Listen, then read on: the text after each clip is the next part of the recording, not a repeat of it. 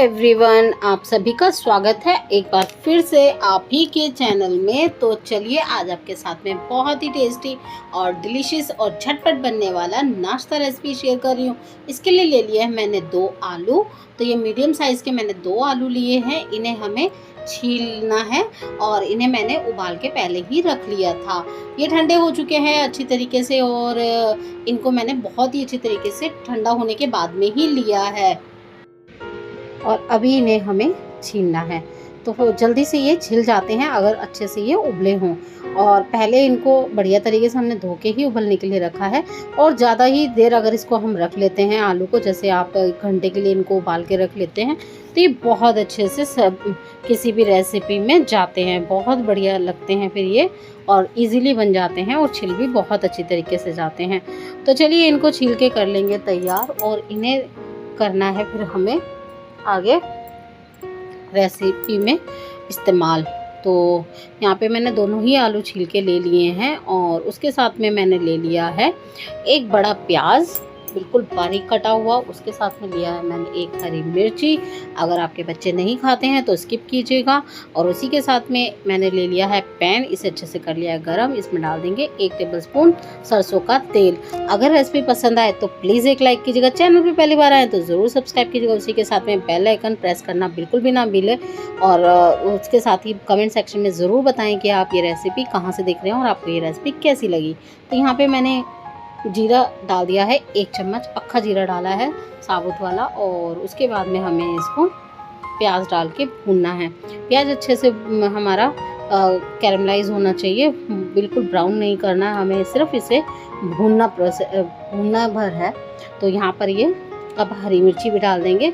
दोनों ही चीज़ें अच्छे से भून जाएंगी। 1 मिनट के लिए मैंने प्याज भुना था बस, उसके बाद में ही इसमें हमने हरी मिर्ची डाल दी है। प्याज ने अपना गुलाबी कलर आ चुका है। तो यहाँ पर अभी हमें यहाँ पे आलू को मैश कर लेना है। आप चाहे तो आलू मैशर से कर सकते हैं, आप चाहें तो ग्रेटर से ग्रेट कर सकते हैं। बेसिकली हमें इसका बिल्कुल एकदम चंक्स नहीं चाहिए, बिल्कुल फाइन चाहिए। तो इसलिए मैं इसे फोक से कर रही हूँ। फोक आजकल सभी के घरों में मिलता ही है और बच्चे बहुत मैगी वगैरह चाउमीन वगैरह खाते ही हैं। तो फोक से आप कर सकते हैं, फोक से भी बहुत अच्छे से हो जाता है। अगर कुछ भी ना हो तो आपके घर में गिलास या कटोरी तो होगा, उसकी बैक साइड से आप इसे कर सकते हैं।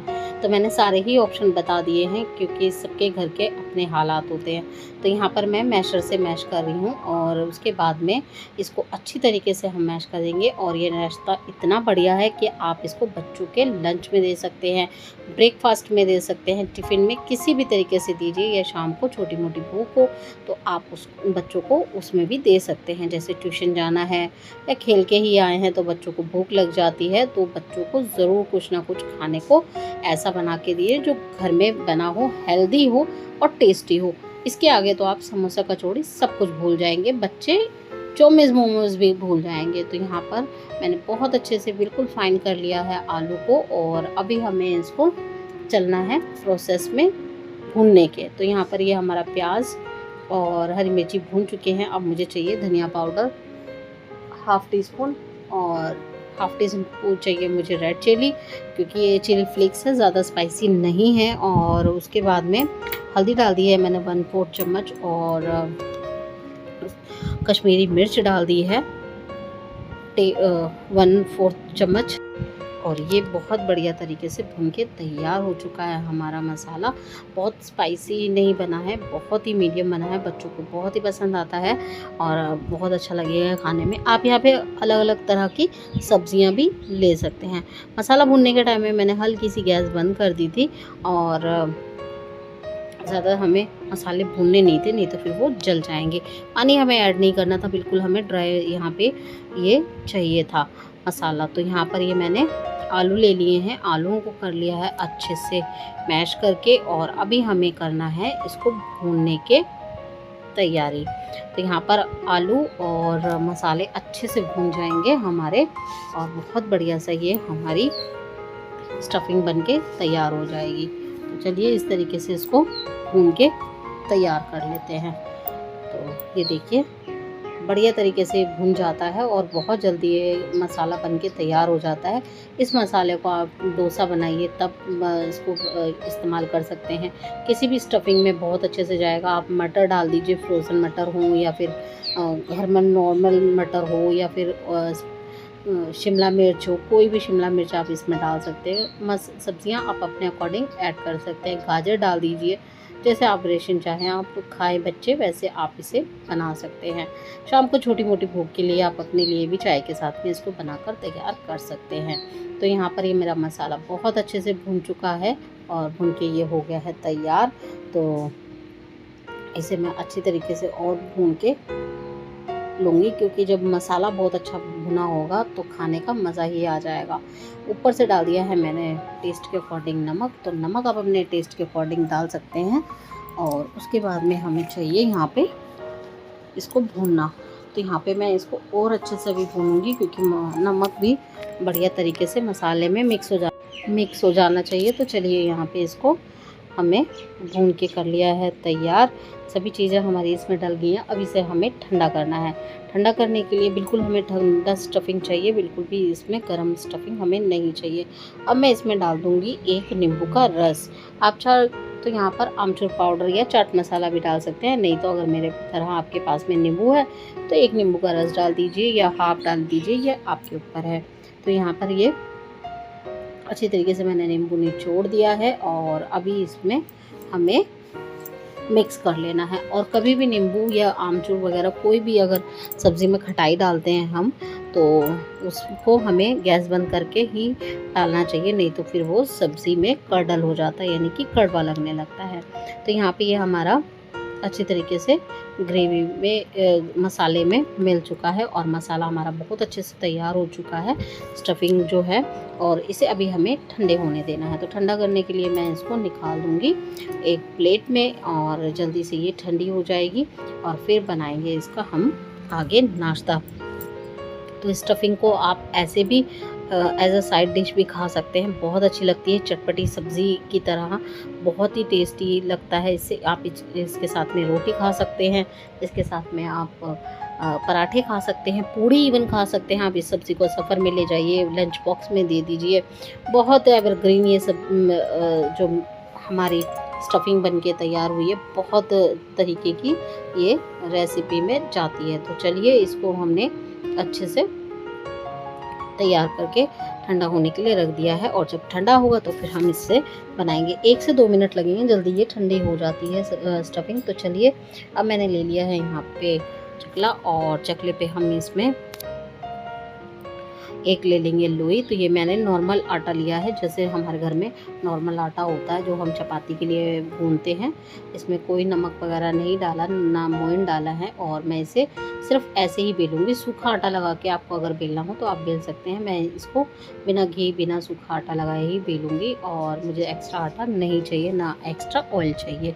तो ये बिल्कुल सिंपल सा बस बहुत आराम से मिला हुआ है आटा हमारा, गूंदा हुआ है और बहुत अच्छे से इसकी चपाती वगैरह भी हम बनाते हैं। रेगुलर घर की ही चपाती वगैरह का ही आटा है। और उसके साथ में मैंने एक रोटी और बेल ली है, तो 2 चपाती का मैंने इसमें तैयार किया है नाश्ता। तो यहाँ पर मैं बढ़िया सी एक लोई ले लूँगी और ये नींबू के साइज़ से थोड़ी सी बड़ी है, तो इसको भी इसी तरीके से हम बेल के तैयार कर लेंगे। बहुत अच्छी तरीके से ये तैयार हो जाती है और बिल्कुल पतली, जितनी पतली हो सके पॉसिबल हो उतनी पतली हमें इसको बेल के तैयार करना है चपाती को। और अच्छे से जब ये बिल जाएगी तो ये बढ़िया लगेगा नाश्ता खाने में और एक कुरकुरापन आता है इससे। गेहूं का आटा है तो बहुत ही अच्छा लगता है और आप चाहे तो इसे मैदा से भी बना सकते हैं, पर मैं इसे बना रही हूँ गेहूं के आटे के साथ में। गेहूं का आटा हेल्दी तो होता ही है, बच्चों को बहुत अच्छा फ़ायदा भी देता है। तो इससे गेहूं के आटे से ही कोशिश करिए कि आप अलग अलग तरीके के नाश्ते बना सकें। तो रोटी आपकी चाहे कैसी भी बिली हो, आपको इसको बस कटिंग करनी है। तो यहाँ पर मैं इसकी कटिंग कर रही हूँ। तो मुझे चाहिए इसका चौरस, मुझे इसको काटना है चौरस उसमें शेप में और मैं इसके साइड्स निकाल दूंगी और बेल के इसको तैयार कर लूँगी बाद में। तो यहाँ पर ये मैंने चौरस काट लिया है और इसके अब हमें चाहिए और 4 टुकड़े। तो मैंने इसकी 4 टुकड़े कर दिए हैं और अभी हमें चाहिए हमारी स्टफिंग। तो स्टफिंग जो ठंडी हो चुकी है उसे हम ले लेंगे अब प्रोसेस में। तो यहाँ पर ये एक जो चौरस हमने टुकड़ा काट के रखा है उसके अंदर हमें इसकी स्टफिंग रखनी है, बीच में सेंटर में बिल्कुल। और ये बिल्कुल आपके मिनी समोसा जैसे होते हैं बिल्कुल वैसे ही बन के तैयार होगा। बहुत ही कुरकुरा और बहुत ही टेस्टी नाश्ता। तो यहाँ पे ये साइड में इसके हमें एक साइड में लगाना है पानी और एक कॉर्नर उठाकर दूसरे कॉर्नर से इसको टक करके इसे सील कर देना है। बिल्कुल इस तरीके से हमें इसको बंद करके तैयार कर लेना है। और ये बहुत आसानी से हो जाता है और बहुत आराम से ये बन जाता है। अच्छी तरीके से इसको लॉक कर दीजिए। तो बढ़िया तरीके से इसको मैं लॉक कर देती हूँ और इसी तरीके से इसको सभी को हमें बना के तैयार करना है। बहुत आराम से बन जाते हैं। स्टफिंग आप इसमें खूब डाल सकते हैं और चाहे तो आप इसको बड़े साइज़ में बना सकते हैं, पर मैंने इनको बिल्कुल मिनी समोसा की तरह बनाया है। जैसे मिनी समोसा बनता है तो ये एक तरीके की मिनी पैटीज़ है। तो ये देखिए ट्रायंगल में मैंने इसको पानी लगाया है और इसी तरीके से लगा के हमें इसको एक साइड उठाकर दूसरी साइड से इसे इस तरीके से बंद कर देना है। तो बिल्कुल लग रहा है ना पैटीज़ की तरह। तो ये इस तरीके से बन के तैयार हो जाते हैं। बिल्कुल हमें कोई स्लरी वगैरह बनाने की ज़रूरत नहीं पड़ेगी। ये बहुत आसानी से ऐसे ही बन के तैयार हो जाएंगे। तो ये देखिए ये हमारे मिनी पैटीज़ कितनी बढ़िया बन के तैयार हो रही है। और मैं इसमें 2-2 टेबलस्पून स्टफिंग भर रही हूँ। और चलिए इनको बनाकर तैयार कर लेते हैं। ऑयल रख दिया था मैंने गर्म होने के लिए। ऑयल अच्छे से गर्म हो चुका है और ये मैंने रेगुलर जो हमारे घर में यूज़ होता है वही ऑयल लिया है। आप चाहे तो कोई सा भी ऑयल ले सकते हैं। तो चलिए इसको मैंने अच्छे से गर्म करके मीडियम रख दिया था और अब इसे हम ऑन कर देते हैं गैस को। और अब इसको बिल्कुल लो टू मीडियम गैस पे रख देंगे सीखने के लिए। तो ये देखिए बढ़िया तरीके से ये हमारा नाश्ता सीख के तैयार हो जाएगा।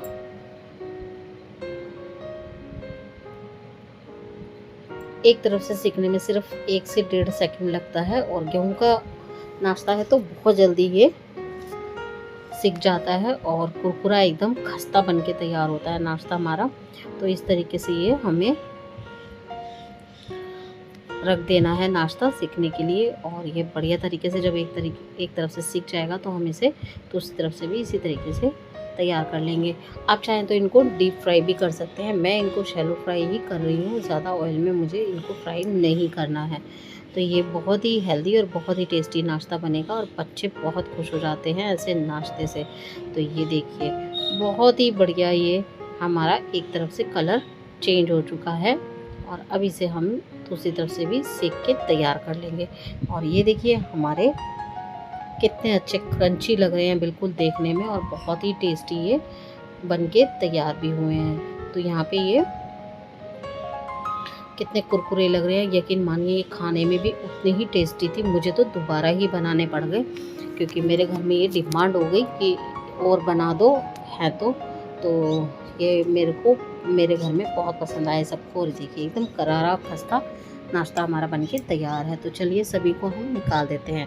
और देखिए मैंने कितना कम ऑयल लिया था और कम ही ऑयल में मैंने ये नाश्ता बना के तैयार कर लिया है। तो चलिए सभी पीसेस को हम निकाल लेते हैं। और इसी तरीके से सारा नाश्ता हमारा बनके तैयार हो गया है और सारा ही कुरकुरा और खस्ता बना है। बच्चे तो खुश हो जाएंगे। यहाँ पे मैंने ले लिया है एक सर्विंग प्लेट और यह मैं नाश्ता रख दूँगी सर्व करने के लिए। देखिए एकदम ही देखने में ही एकदम खस्ता करारा नाश्ता लग रहा है और ये वाकई में ही इसी तरीके से बनके तैयार भी हुआ था। साथ में मैंने इसमें सर्व की है धनिया पुदीने की चटनी और मीठी चटनी। दोनों ही चटनी मिक्स थी तो मैंने दोनों को ही सर्व किया है।